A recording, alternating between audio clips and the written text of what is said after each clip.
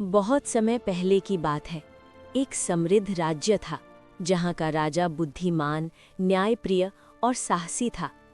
लेकिन उसके मन में एक प्रश्न वर्षों से उसे चैन नहीं लेने देता था। क्या सच में भगवान होते हैं?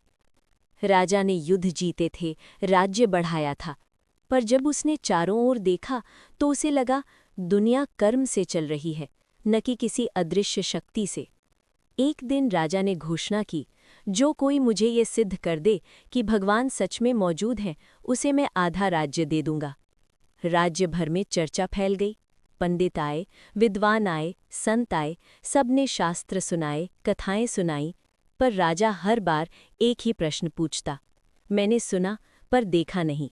जिसे देखा न जा सके उस पर विश्वास कैसे करूं? सब निरुत्तर हो गए। उसी समय राज्य की सीमा पर एक घना वन था, जहाँ एक वृद्ध ऋषि तपस्या में लीन रहते थे। लोग उन्हें महर्षि काल अग्नि कहते थे। राजा स्वयं उनके पास पहुंचा। राजा ने कहा, महर्षि, मैंने जीवन तप में बिता दिया। मुझे बताइए, क्या आपने भगवान को देखा है? ऋषि मुस्कुराए। उन्होंने आंखें खोलीं और बोले, राजन, क्या तुमने कभी हवा को देखा है? राजा बोला, नहीं, पर उसका प्रभाव देखता हूँ। ऋषि बोले, तो फिर तुम ये कैसे मानते हो कि हवा है? राजा कुछ न बोला।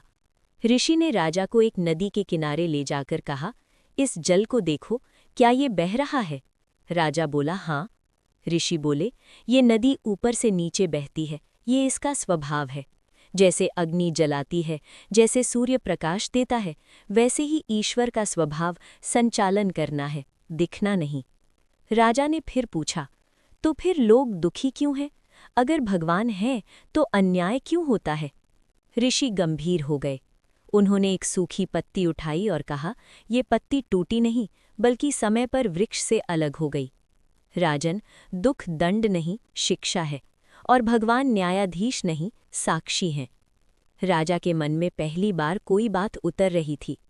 उसी रात राजा को एक स्वप्न आया। उसने स्वयं को एक अंधेरे वन में अकेला पाया। वो चिल्लाया, पर कोई नहीं आया। अचानक उसी ऋषि की आवाज़ गूंजी, राजन, जब तुमने पुकारा तो किसे पुकारा? राजा की नींद खुल गई। उसकी आंखों में आंसू थे। अगली सुबह राजा फिर ऋषि के पास गया और बोला, मैंने भगवान को नहीं देखा, पर कल रात मैंने उन्हें खोजा। ऋषि मुस्कुराए और बोले, यही पर्याप्त है। राजा ने घोषणा वापस ले ली। उसने कहा, भगवान को सिद्ध नहीं किया जा सकता, पर जब मन पूरी तरह टूटता है तो वही पहला नाम होता है जो होठों पर आता है। और उसी दिन से राजा ने ये मान लिया, शायद भगवान कोई मूर्ति नहीं, कोई रूप नहीं, बल्कि वो शक्ति है जो इंसान को अंतिम क्षण तक जिंदा रखती है।